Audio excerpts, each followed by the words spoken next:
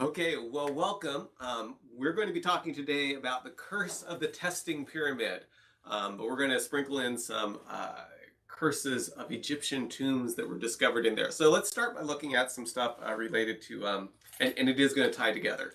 So just out of curiosity, give a hand clap icon if you're mainly here to hear about the Egyptian tomb curses, and a thumbs up if you're mainly here to hear about testing. See where everybody's at. Okay, we got some people for just the tomb, some okay testing. Okay, well we'll cover both things here for us. So in the Valley of the Tombs in Egypt, there's a bunch of obviously a bunch of Valley of the Pharaohs in Egypt. There's a bunch of tombs, and some of these were discovered in not so long ago. And here's an article from New York Times. I think this is in 1922. So when they first found the tomb of Tutankhamun, and the story that happened during that is they got into the tomb. I'll talk a little bit more about how it was discovered, but the main archaeologist that was driving things, had brought along a pet canary that he kept at where he was staying to keep him company, because it's evidently lonely out there. After they went in and broke into, or opened the seal on the tomb and got in, they got back that evening, and the canary was, they heard this noise, and a serpent had gotten in and had grabbed the canary in its mouth. And they got it away before he ate it, but it scared the canary to death, and it died. And this was considered a very, very bad omen, because the snake, or the serpent that went ahead and got the canary, was the same one that was on the, supposed to be protecting the tomb. So these were the types of things that were going on when the Tutankhamun tomb was discovered. So here's a picture of, this is Carter over here. He's the archaeologist that had the canary. And then this is Lord, I'm going to say his name right, Carnarvon, right here. We'll talk more about him here in a little bit. Whoops, my hand goes off. And then the woman next to him is his daughter. Carnarvon had, he walks with a limp. He had been in a car accident, never fully recovered from it, lived in England, and at some point was told they needed to get out of England for his health occasionally. So he started going to Egypt and started collecting Egyptian artifacts and financing Carter's exploration of things. So this is at the top of the entrance of the tomb of Tutankhamun. I think this is before they actually got down into it. And I want to point out something here, that these three actually came back when no one was there, and were the first ones to open up and go into the tomb. Once they found the opening, they sealed it off, and they were going to wait for the like the ministers of archaeology or whatever in Egypt. But then they came back that night and got into it and looked around a little bit. And I want to point out that every single one of these people here are now deceased. They have all died. And whether that's a coincidence or not, we'll talk about here in a minute. So this is Lord Carnarvon. I'm saying his name wrong, I'm sure. Oh, yeah, I think you're onto something here, Jake. This is his tomb where he was buried. He actually died in Egypt, I think within a year after when they opened it up. He had a mosquito bite, and he cut it with a razor blade, and somehow got blood poisoning and died there in Egypt. And they brought him back to his estate in England, and this is where he's buried. Now, one of the things that people discovered is actually after they actually got Tutankhamun's body out and started looking at it, they realized that he had a cut on his cheek, and they wondered if it might actually be in the same place that Lord Carnarvon had his cut on his cheek, but they didn't dig him up to find out, and they weren't sure exactly where the cut was. But that was something that was going around in the news and things. If this guy looks familiar in any ways, let me show you where he lived. This was his place.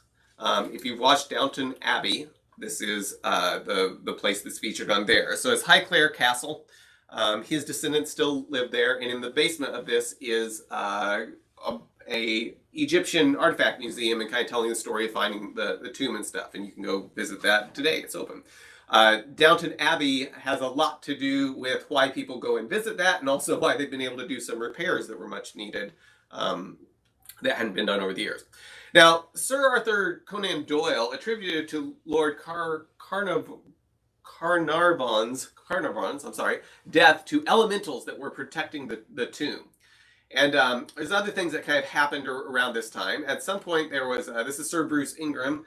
he went to, I may have spelled his last name wrong, or there may be two spellings of it, but he went to see some of the tomb stuff, and Carter, who he said was just very, very nice, gave him a mummified hand as a paperweight. So I have a designer friend that I asked to draw a picture of it, because the hand had a curse written on it, and the curse was, "Cursed be he who moves my body, to him shall come fire, water, and pestilence." So Sir Bruce Ingram had this paperweight in his house, and something bad happened. His house caught on fire. So check, we got that one. Burned down a bunch of the house, and so they repaired it and stuff, and soon after that there was a flood. So they was destroyed by water. At this point he thought maybe this wasn't all coincidence, so he got rid of the paperweight hand before he could be attacked by pestilence. Now around this time period, so this is around 1922, Mussolini had been given some mummies from somewhere in Egypt, and he kept them in his royal palace where he lived. After hearing about some of these things happening, he removed the mummies from his house because he thought it was just too dangerous to have them there. So here is a question for you. Based on what we've said so far, what do you think about the idea of there being a curse? And Carter died of, he died of cancer later on. There was another person involved that was smothered to death in their bed. Another person fell off 7 stories and died. So all these people involved in this died. Even the daughter, she's dead now. No, she died in 1980, but she is dead today.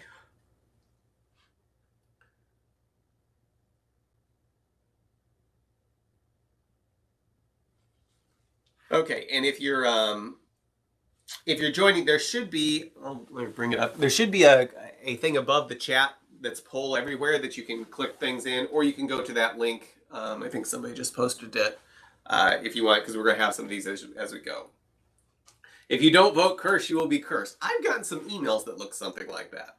Okay, so we got 18% of us think there definitely was a curse on the tomb. 5% says there probably was a curse, but people believed it, so they tended to die sooner. And then C, most of us are saying no curse, people just paid attention to bad things to reinforce the idea of a curse. And then 9% of us are, I'm not saying it's aliens, but it definitely was aliens. So we've got a wide range of opinions here. So that's good and healthy, right?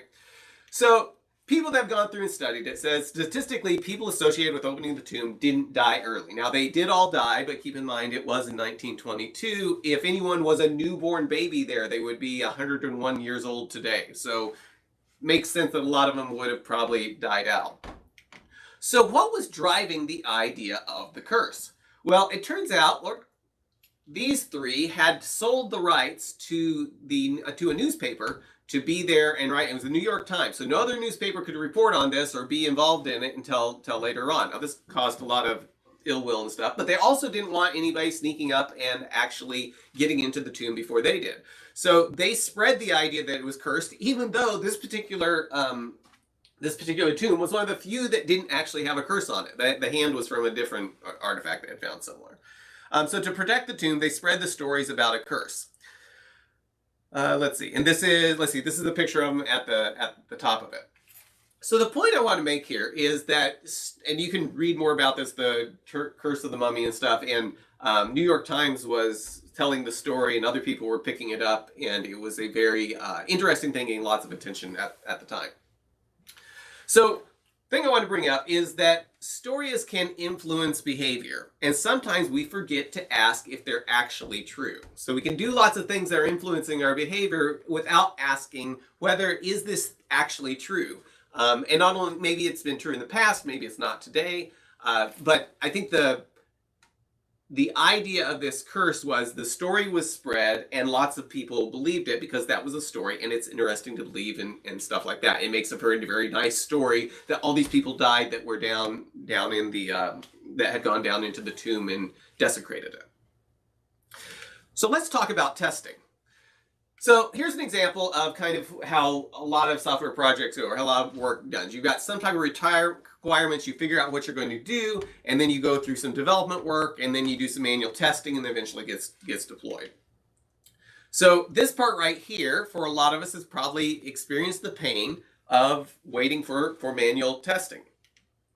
This takes a long time. There's lots of stuff to test, and it can take a long time. So obviously, people started saying, let's find some tools to automate this. So we started having maybe manual testing, but also automated testing. And everyone lived happily ever after, right? That's it. There's the solution. Thank you for coming to my talk. I am finished. No, this isn't what actually happened for most of us. So let's see what describes your experience with recording UI interactions and then playing them back to test software. Does everybody live happily ever after? So A, people do that. B, it works great. C, useful as long as there are few enough to make it easy to maintain. D, kind of useful, but they break and take a long time to fix, or usually end up breaking and no one fixes them, so they get turned off. What has your experience been?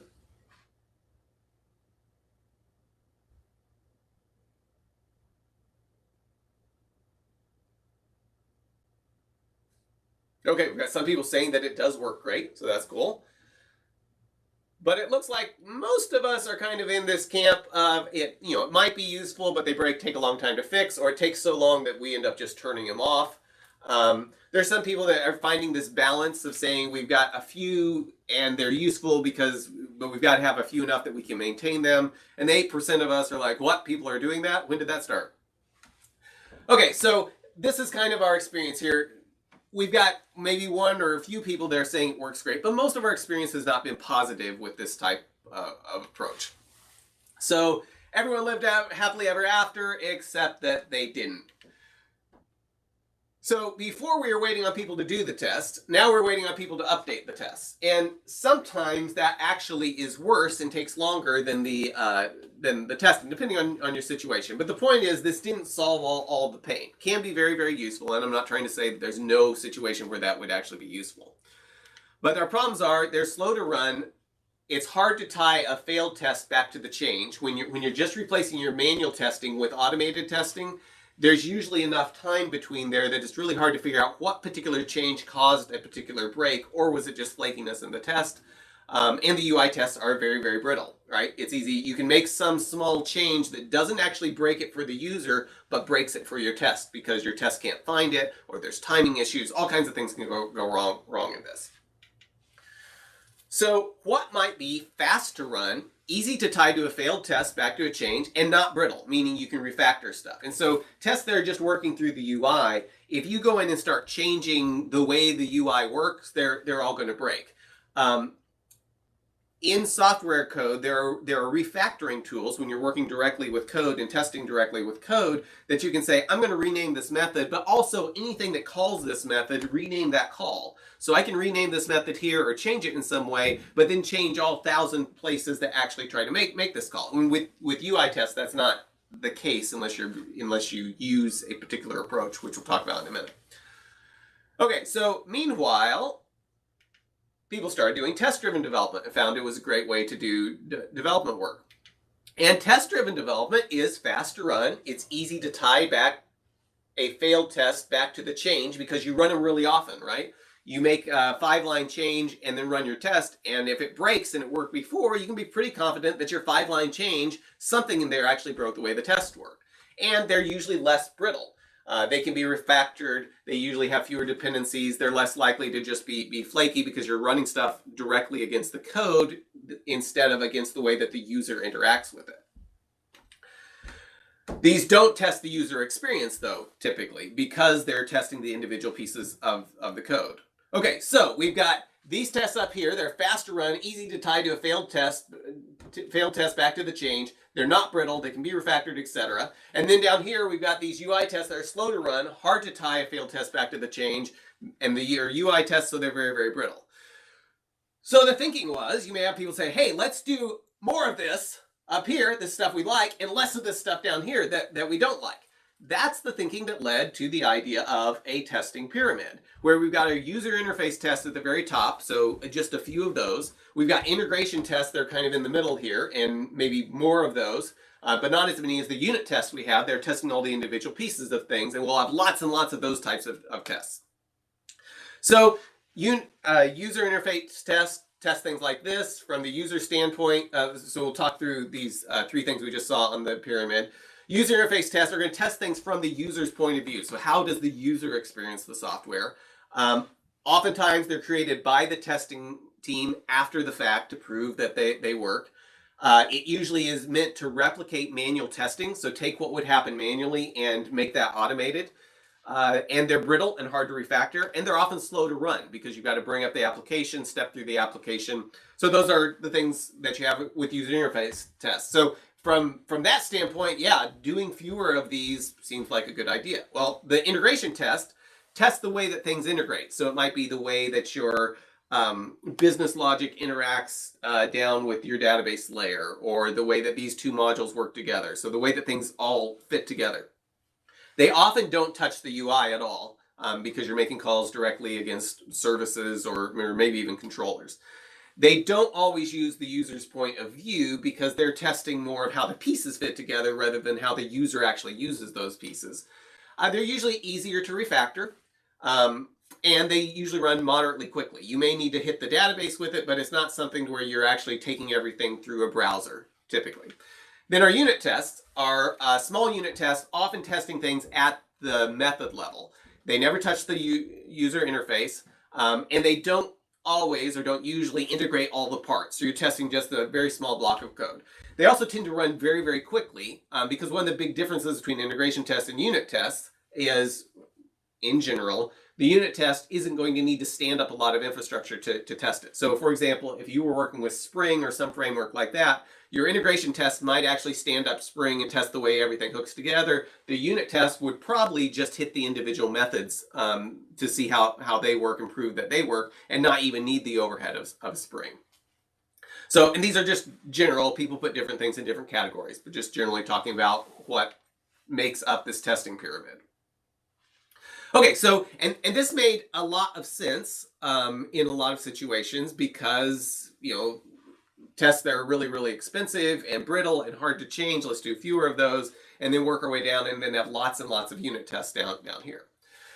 But then we got some new tools, right? We also found some new patterns.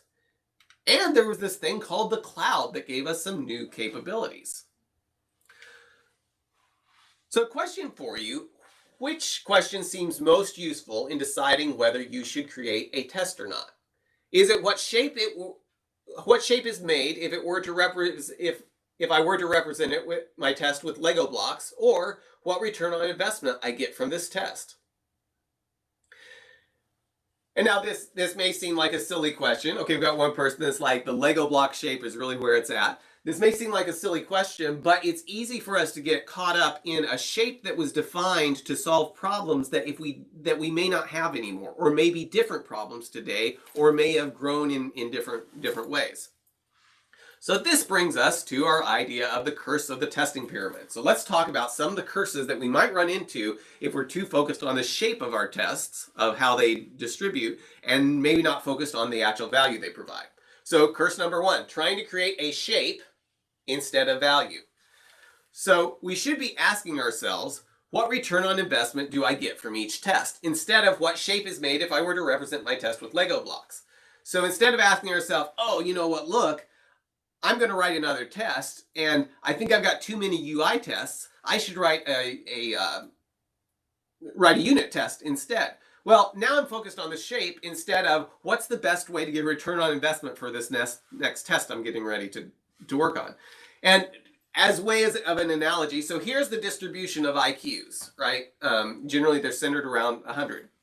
And this gets recentered regularly because the IQs are actually shifting this way. The way that the tests are done is about 3 points per decade. Lots of potential reasons for that. But imagine that this wasn't shifting and we saw this start to skew to the right. And most of the shift comes from there being fewer people at the lower end of it. So the shape of this thing is moving a little bit to the right. Imagine if we were to say, oh no, we need to fix that. How can we change our education system to make sure we keep people down at the lower end there so we maintain the shape of this bell curve? Well, that's absolutely not what this is about. Just saying that the IQ is represented as a bell curve should not be something that we are trying to achieve. It's interesting to see how IQ is distributed, and the shape is interesting to look at and say, okay, well that makes sense. We've got people somewhat evenly distributed, and maybe seeing how how it grows over time and in different environments and stuff. But if we start trying to create the shape, we're probably going to do really, really bad things for society. So what shape provides the most value for your application, right? Is it a square? Is it a triangle? Is it a pear or a strawberry? The shapes don't really matter. If a banana-shaped test provided you with greater value, then you should have banana-shaped tests. Now, that's silly. I don't know how you would make banana-shaped tests, but the point is the shape may indicate how our tests are distributed, but the shape should just be interesting to look at. It probably shouldn't be driving what we're doing, especially if it makes us stop thinking about what's the value this is actually providing for us. Okay, curse number 2. Believing that what was slow in 2006 is necessarily slow today. So here's a quote from Martin Fowler. The pyramid is based on the assumption that broad stack tests are expensive, slow, and brittle compared to more focused tests such as unit tests. And this is really, really good, because if we forget that this is why we had pyramid tests, we might go ahead and keep building a testing pyramid even in cases where this is no longer true. And the reason I think this is so important is because if we do have tests that we can make faster, we can make them less brittle or less expensive, we might want a different shape. A testing pyramid might not be a good way to approach things if some of these statements are no longer true because we've got new tools or new techniques. So imagine a situation where, and this was a project I worked on, the example is from a project I worked on where we had 1,000, I'm just kind of making up numbers to give you an idea, but if you had 1,000 UI tests that take 2 minutes each, and you're just going to run through all of them, you're looking at 33 hours. Well, that obviously takes a long time. That may not actually be worth it to you if it actually takes 33 hours before you get feedback. So that's way, way too slow in 2009, which is the time period I'm thinking of here. But what if those tests were really, really valuable? Well, what if we had a different way of doing things where we could actually make them run a lot faster? What if we had 4 servers and 20 containers on each server? Well, then the 1,000 UI tests that take 2 minutes each would only take 25 minutes to run. So all of a sudden, we've changed what we used to avoid because it was slow. The slowness can no longer has to be an issue. In fact, the hardware that you run this on, if it stands itself up and tears itself down in the cloud somewhere, may be even cheaper than what you were running your other tests on, where you actually had to have a box sitting under someone's desk or in a rack somewhere. So the point I'm trying to make here is that the cost and speed of running tests looks very different now than it did back in 2006, when maybe we were starting to think about the testing pyramid. And so we want to make sure that we're not using value propositions that were valid from 2006, but maybe aren't valid today. Curse number 3, ignoring improved ways of doing development. So the pyramid was created as a response to UI tests being recorded by a team of testers. So you do development work, and then you take something that was that would record the screen, and then it would use that and it would play it back. There are tools to do this with Selenium now. Selenium, interestingly enough, was the cure for mercury poisoning, and there was, I think it grew into HP's testing tool, but there was a testing tool called Mercury that would let you record stuff and do things like that. So Selenium was the antidote for mercury. That's where the name Selenium comes from, for the tool now, that the framework you can use to control your browser. But the pyramid was created as a response to UI tests being recorded by a team of testers. Behavior-driven development represents a fundamentally different way of doing development today. So behavior-driven development, some things it does is it leverages test-driven development. So we've got 2 loops. We'll look at them different in a little bit, but you've got your behavior-driven development loop and then your test-driven development loop.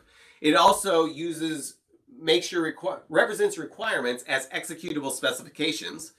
It does the tests from the user's perspective, and the developers write the test back in code. And this is a very, very significant change, because devs writing back in code is a huge benefit of behavior-driven development, because a lot of the brittleness that you see when tests are being written after the fact are because the person who's actually dealing with the test and trying to update the test wasn't there when the changes were made to the application to understand how they work. So if you're in a situation where the developer is saying, hey, I need to change the application like this, 25 minutes later, I've got the feedback. Oh, this test broke. Oh, that's right. I renamed this thing on the page. Let me change the name back or update my test to handle that name. Now I run my test. Okay, it works. And you move on. So you end up in a very different situation where you're getting the rapid feedback to not only develop your code, but develop your tests along with it and keep them in sync. There's also the page object pattern.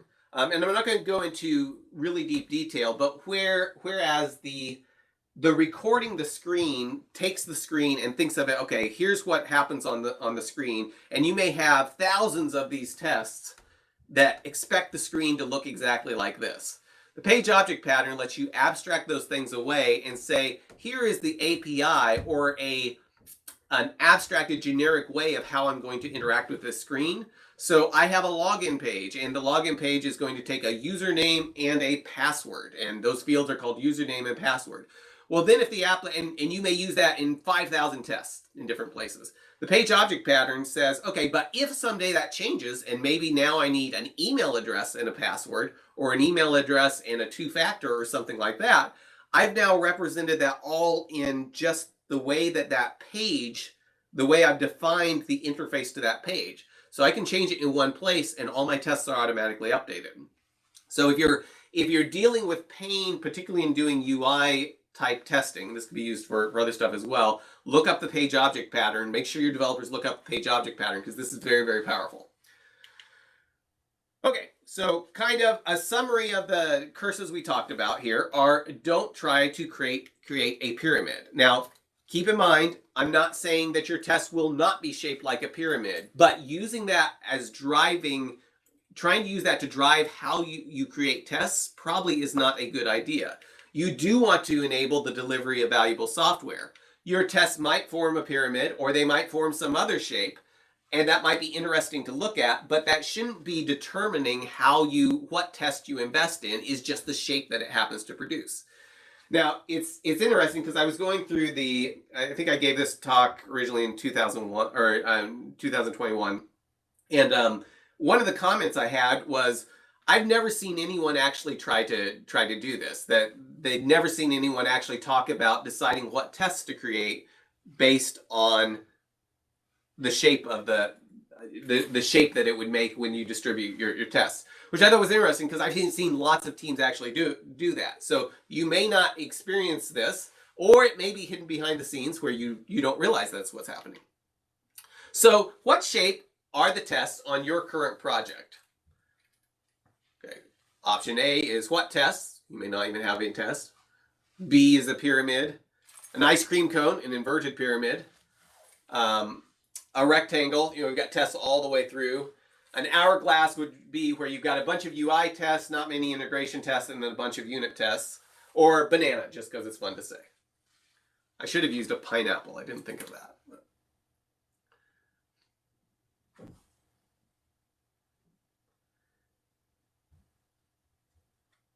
And there isn't a right answer here. This is just what are your tests doing. In different situations, you might be able to make a case for all of these being very valid, except for I don't know how you would actually do a banana, but maybe very valid for your particular situation.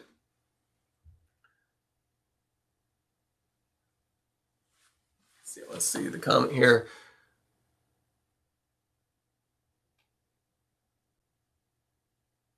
So I see a question as we're feeling this out. That's a good question, Taylor. When we get to a good spot, we'll do behavior-driven development.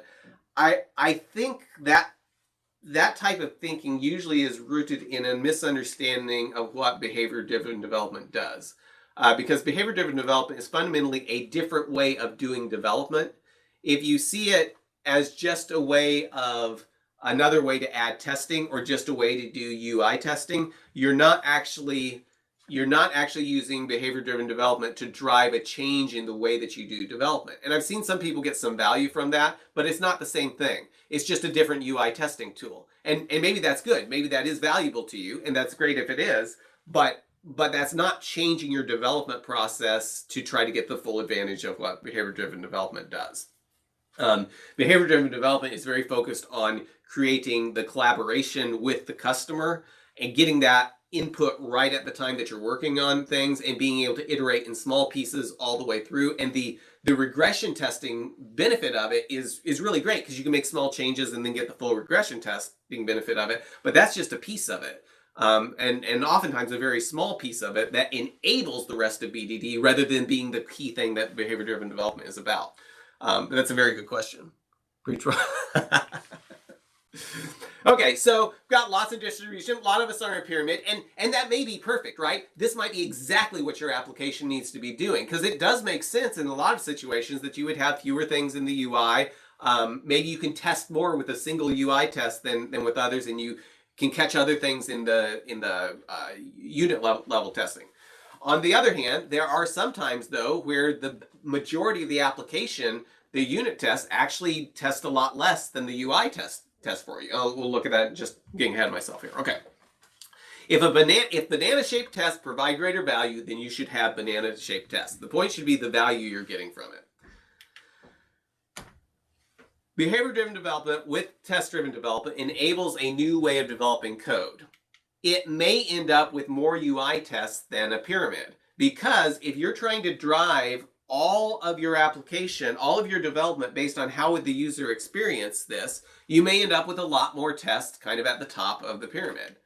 So because you're trying to ask yourself, how do I prove this does what the user wants? Now, you can end up trying to use BDD and just skip the TDD part of it, and that's not a good situation to be in. The test-driven development is still very, very valuable for thinking about how you design the pieces of everything, and proving that those work, and being able to make iterations on that. But you may end up with more investment in the UI tests if you're thinking of this from the standpoint of how does the user interact with this.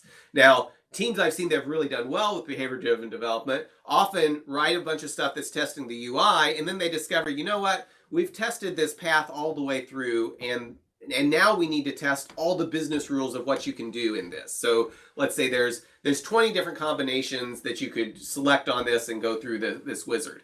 And oftentimes what they'll do is they'll say, okay, we probably don't want to, maybe we don't want to test all those different, 20 times 20, and now you've got like 400 different things that could happen. Maybe we actually want to test the path all the way through so we know we've hit all the UI code, and then we're going to create a really big table that tests all the different combinations that could happen of hitting, but we're going to hit the controller directly. Or we're going to hit the, we're going to represent it as behavior-driven development statements, but we're going to kind of say, okay, we've proved the UI, now we're going to hit just the business logic to show this works the way that you expect. So there's lots of things you can do like that. And in some ways, that kind of does push you from saying, okay, I've got a bunch of stuff in UI that maybe I'm saying I've gotten all the value from it, so now I'm going to push some of these down to integration or unit level, still proving out things from the customer's point of view. But the way you test your software is the most important thing in determining how that, oh, okay, I'm sorry, I forgot which slide this was. Okay, I'm going to make a statement here. I'm curious if you agree with it, so give me a thumbs up if you agree, or a thumbs down if you disagree. So the way you test your software is the most important thing in determining how long that software will be able to evolve. So give me a thumbs up in the reactions if you think that's true, thumbs down if you think it's not true, and it's fine, you can disagree with me. Okay, Ruth says no. Okay. Got most people are up. A few people saying down. Okay. So, and it would be very interesting if we have time at the end. I'd like to hear the people that say that's not the case. My experience is, the reason that this has been my experience is because the longer something goes, if I can't prove it does what it's supposed to, I increasingly get to the point that any change I make has the potential to break something else. And so it's very, very difficult to continue to evolve something if every time you try to make a small change, especially if you're trying to make small changes to evolve things, if every time I try to make a small change, customer says, hey, this software has been great, we've been using it for 2 or 3 years, we want to tweak this one thing right here. Well, if I have really, really good testing in place and I can tweak that one thing, prove it works, and then give it to them, they're probably going to be fine with making that small investment to let it continue to evolve. If I can't prove that quickly, then they may ask for a small change that to them is like, okay, yeah, this should cost about $1,000 in time, and then we'll get it to our customer and start benefiting from it this week. But if they try to make a small change and we're like, okay, yeah, that's going to take 6 months for us to test just that small change, then there's a big hesitancy to make changes. And so you end up with more and more debt, if you will, or more and more things that need to be changed that haven't, just because it's hard to justify them. Then that happens from what the customer is asking for, but it also happens for the way that the developers think about the code. If I know that making a small change may break something and it's really expensive for me to prove it, if I find something that's wrong and could be improved, even something as simpler as saying, oh, we need to update this framework because it's out of date and there's some security concerns. If I can easily try the new framework, run all my tests, say, hey, that's good, let's push it out in the next change, I'm much more likely to do that and keep the software up to date, letting it continue to evolve, than if I know if I change something, it's going to take me 6 weeks of testing. So that's why I'm making that statement. Here's Martin Fowler, the one that we were quoting earlier, and he said, if my high-level tests are fast, reliable, and cheap to modify, then lower-level tests aren't needed. So he's actually saying, if I can run high-level tests and actually get a lot of value from them, and they give me good return on investment, then I don't need lower-level tests. Now, I am not telling you that you should go out and get rid of all your unit tests here. The point is, your higher level tests probably aren't always going to be fast, reliable, and cheap to modify. So you're going to have a balance there. But what I really like about this is Martin Fowler is calling out, he's thinking in terms of what's the value I get from this? How much does it cost me and how much value do I get from it? So you're thinking in terms of how much will it cost me to maintain this test, but also how much value do I get from it? And if those things are really, really expensive to maintain and very little value, maybe it doesn't make sense to go ahead and do them. But he's saying if they're really, really inexpensive to maintain, actually testing the high-level test from the standpoint of how the user experiences it is pretty high value being able to do that. And so you want to write tests that balance those things. So that's why I really like this quote, because it's not because it's telling you how your test should look for your particular situation. It's telling you what you need to value in trying to decide how you set up your tests. Okay, so I mentioned BDD and TDD. Here's what these loops look like. TDD, or behavior-driven development, we've done other talks on these, and I'll do more in the future, but write a scenario, watch it fail, make it executable. So now we have something that proves our application does not do what the customer expects it to do. Then we get into a loop here where we're going to write a simple test at a unit level, watch it fail, write code, the test eventually passes, we refactor, and we keep going through that loop in the TDD loop until our scenario passes, and then we move on to our next scenario. Those two things together are very, very powerful. And it often produces tests that look, this will often produce tests that look something like a bottom-heavy hourglass, because you've got lots of TDD tests being produced here, everything you need to drive your development. You may have fewer in the integration layers because, like Martin Fowler was saying, he may find the integration level layers don't provide any more value than the stuff that's at the higher level. And those things, and they're going to write those anyway, so there's fewer they're integrating, and that's all being tested when you test that it works from the standpoint of the user. So different things depending on your software, depending on your team's skill set. But these two things together will produce very good coverage and software that's usually pretty easy to evolve, or can be easy to evolve going forward.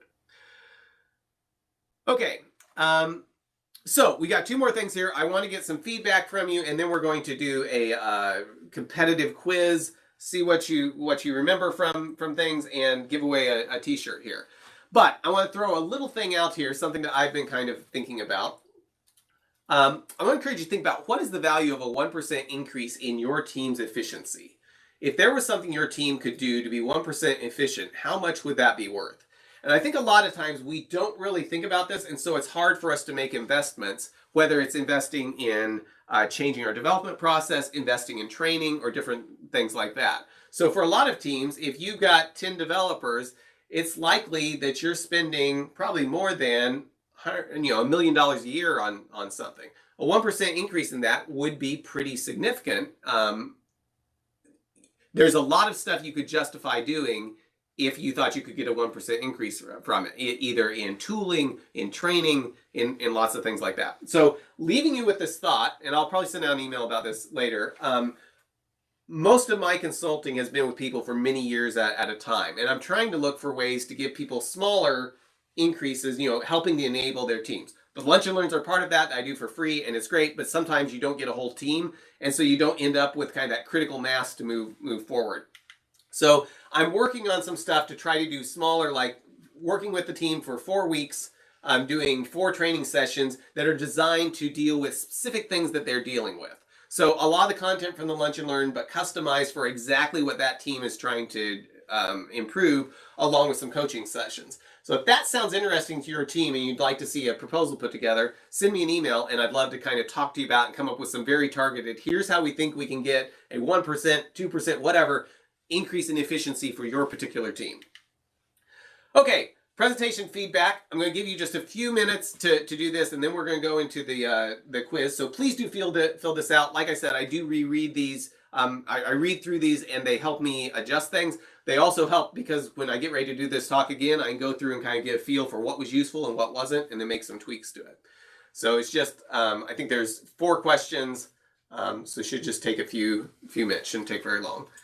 So fill that out really quick, and then we are going to be giving away a t-shirt. We're going to do a quiz and give away a t-shirt.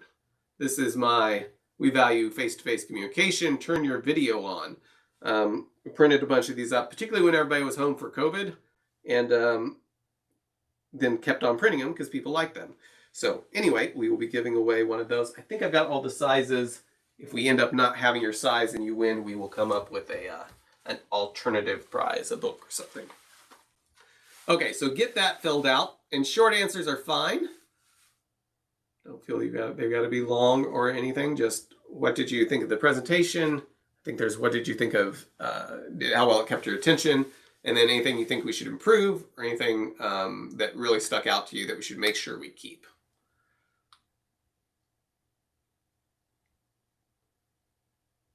I should have put in my my pyramid music here, the exciting music. Okay, so while we're building this out though, I will mention we're going to do a talk next week. I think we're going to cover Agile fundamentals. We're going to take a little bit of a break through this summer. I've got a lot of travel and stuff with family and things. So I'm going to probably be doing some talks a little bit more sporadically through the summer, and then we'll be picking up every week again at the end of the year. So watch for those invites as they come out. I think I'm also going to try to hit some different time zones. So if you've got a team that's like, hey, we would really love to come, but it's 4 o'clock in the morning, how about doing something for our time zone? Let me know, and I'll see if we can accommodate that, because I want to try to hit some on the East Coast and maybe some over in Europe that to make those available for people that might not have been able to. So we'll hit some interesting topics. Also, Chris Stone was going to do it next week. He had some stuff come up, so we'll be trying to bring him on in the fall as well. Okay, let's give it, okay, we got 38 people done, 10 underway. We've got 100, and I see there's 102 people here. If you haven't clicked on it, let me add it to the chat just one more time here. Please do click on that and at least answer the 2 questions. They're just rating things on the 1 to 5. And we will give it about 30 seconds left before we go on to the next thing. I can't run these at the same time. So please at least do the filling out the what you thought of the talk, even if you don't give the details. Okay, it's about 15 seconds left, and then we will move on. Almost here. And then we're going to do a game to see who gets a t-shirt mailed to them this week. Okay, so moving on, 5, 4, 3, 2, 1. Okay, Curse of the Testing Pyramid. So go ahead and bring that up, and let's have fun. Okay, what happened to Howard Carter's canary after the tomb was opened? What happened to Howard Carter's canary after the tomb was opened? It flew away, it died in the coal mine, it was scared to death, or it was swallowed by a serpent. What happened to Howard Carter's canary after the tomb was opened? 2 seconds left.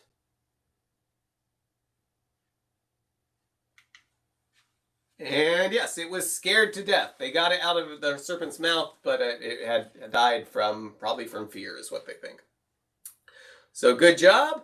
Next question. Oh, our leaderboard. Forgot the most important. We've got Alex M in the top, followed by Eli. We got lots of 1,000 points. Hopefully we'll winnow you guys down if everybody ends up winning, we will randomly choose somebody from the list. Okay, so I'm not sending out all of my shirt stock. Okay, next question. What is one major difference in the way tests run now than the way they ran in the past? Is it all tests are cursed because they were run in an Egyptian tomb?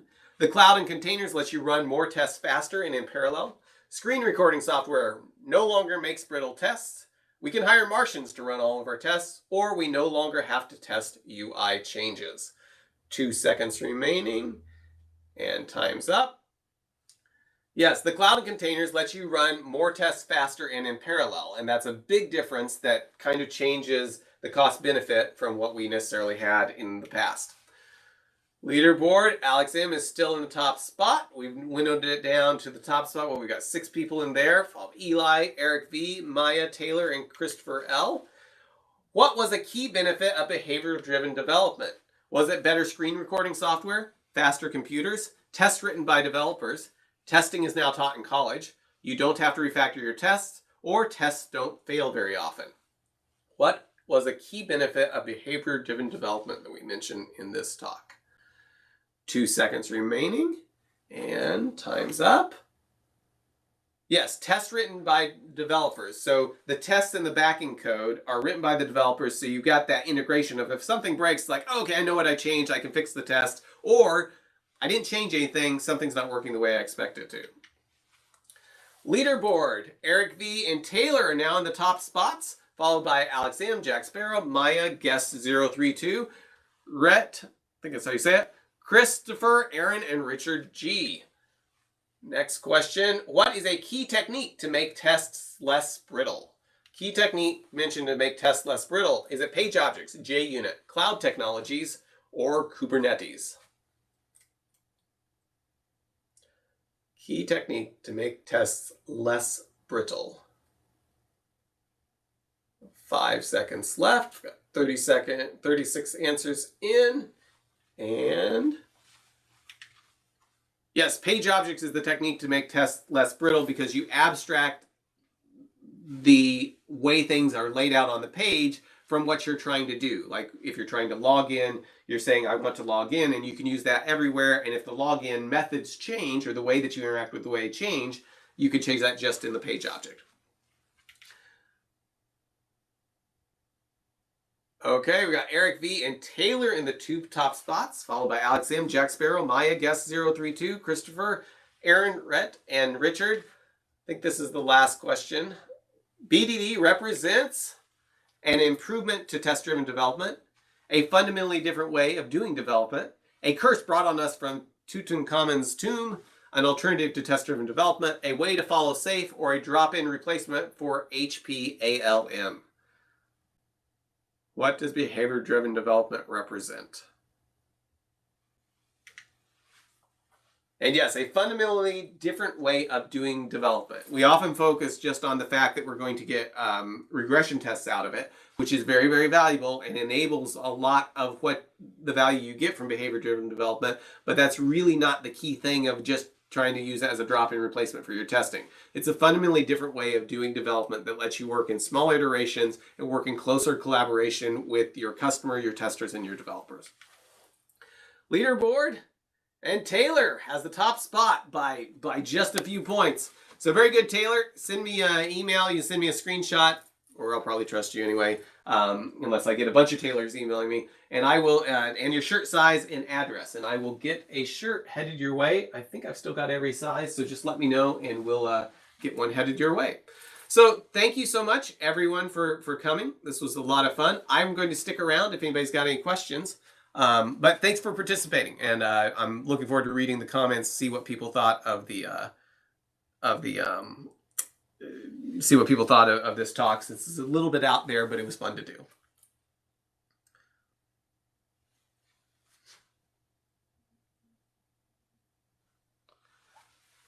So if you've got any thoughts, comments, or aggravations, I would love to hear them. So feel free to come off mute and speak up, or throw something in the chat and I'll try to respond to it.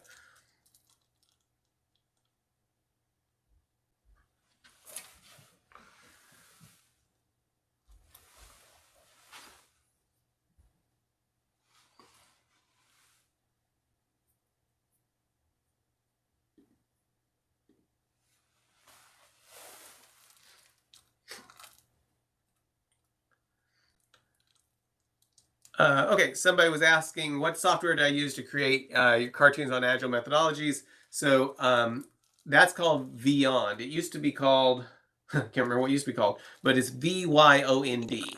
And it gives you an interface kind of like PowerPoint for creating animations. It's very easy to get simple animations, but you can do a whole lot of stuff with it if you really put the time into like storyboarding and stuff. But Vyond, Vyond. There's Cartoonly as well that isn't quite as flexible, but it's a little bit easier sometimes to get started with. Yeah, check it out. Hey, Mark. It's a lot of fun. Hey, Mark, this is Taylor. Hey, Taylor. Hey, great job as always. Thank you very much. Thanks for coming. Yeah, so just want to follow up a little bit again on the question with our automated tester. So our team did not have a tester for quite a while. We just hired one, which means, we were still doing manual testing. Now they were hired to do, the automation piece. Do you think it's like I want to tell the team, like, hey, if these tests are not part of our pipeline, like, these are just going to become basically forgotten about. Right. It's going to become very difficult. We're facing an uphill battle. I mean, that's my experience. I was a tester for 10 years, and anytime we did testing after the fact, or automated testing after the fact, it was just kind of became a waste of time and money. So just wondering any additional advice. I think one thing that sometimes can help is try to get the team focused on how are we going to leverage this to improve our process, not just assuming that if somebody wrote tests a year ago that they're somehow valuable, right? You're going to, if you're thinking of how it's going to change your process, then you have to think in terms of like, okay, we've got these tests. Are we going to set them up to where the developers can run them locally so they can get feedback before they check stuff in? Are we going to put them in the pipeline so it fails the pipeline before it goes on? And if it does fail and there's something wrong, who's going to fix it? Are we going to say, oh, well, that's the automated tester needs to figure out what's going on? Because if you're in a situation that when a test fails, the developer's like, yeah, that's somebody else's job, you've lost all the value of it, right? Because they're not actually using it to change their code, and then you just start ignoring it. So true. Yeah, definitely agree. Okay. No, I appreciate it. Thank you. But yeah, I think a very big piece is talking about how it's easy for us to want somebody else to fix all of our problems. We're going to give it to the automated tester and they're going to just make our problems away. But it doesn't work like that. The developers are going to have to change how they work to take advantage of what an automated tester is creating for them. Now, I think kind of merging those roles is what I've seen as working best. That doesn't mean you can't get value out of it. But if you've got people that think that somebody else is going to handle it and they're not going to have to think about it at all because now they can just spend more time writing code and not thinking about testing, you're probably going to spend a lot of money and not get anything out of it. That makes sense. I appreciate it. Thank you. Yeah, it was a very good question though. That it's challenging. Yeah, for sure. For sure. Thank you.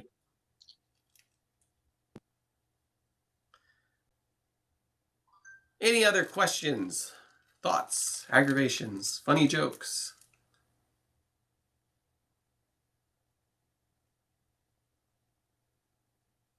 And Taylor, make sure you send me an email so I can get you your shirt.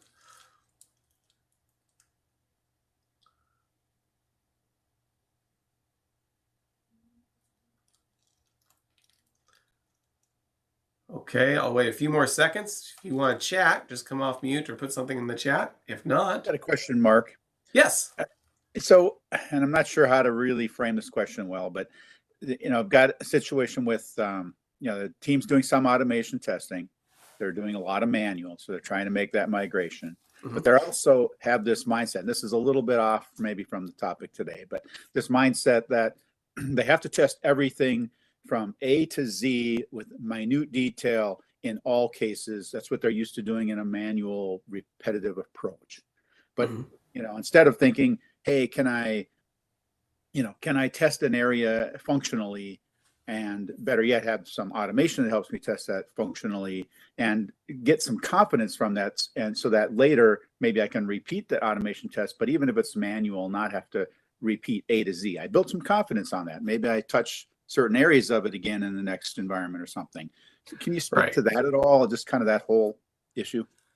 So, okay, so a couple issues around that. One, I usually try to get teams to stop thinking so much about what the percentage of code coverage is, which isn't exactly what you're saying, but a lot of times we get focused so much on the code coverage, and I want to know, how confident are you that this isn't going to do something bad in production, right? And if I've got 50% code coverage, or I've only executed code on 50% of it, or only 50% of the tests I could possibly do, but I've got 99% confidence that nothing's going to go wrong in production from this. That extra 50%, if that gets me to 99.2%, is it worth doing? And some of it depends on what your software does. If it's flying airplanes, maybe that is worth it. Showing cat videos, it probably isn't. And most people will fall somewhere between that. So I think that's one thing, is making sure that people are making sure the team's really, really focused on what's my confidence, because there are some tests that give you great confidence that everything works correctly. There are other tests that don't really provide much of that. So that's one way to get people to kind of sift through and say, okay, what's worth running again? What are things that there's really very little chance that it could have changed?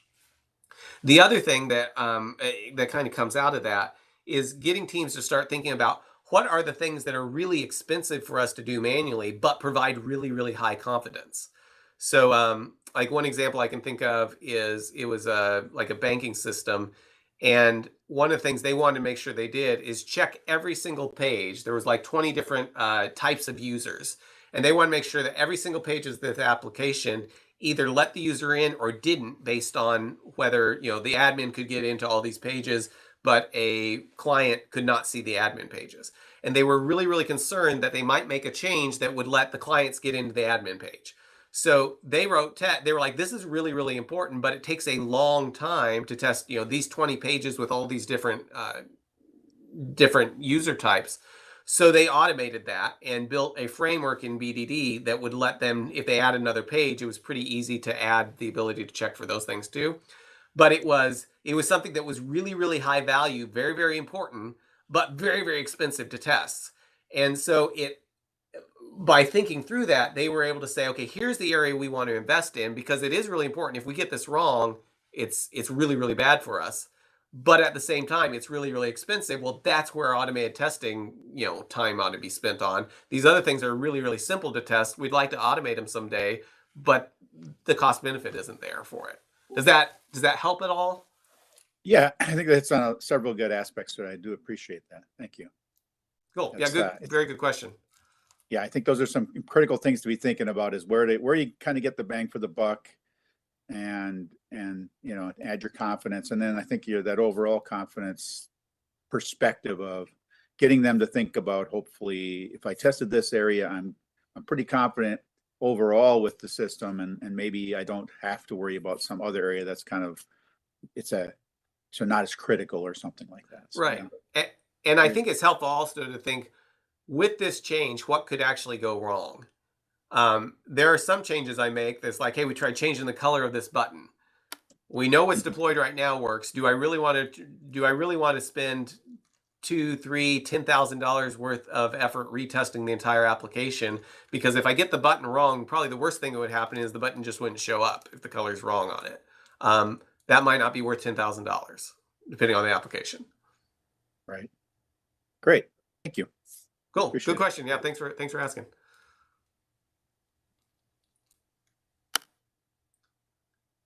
Anyone else? Thoughts, comments, questions?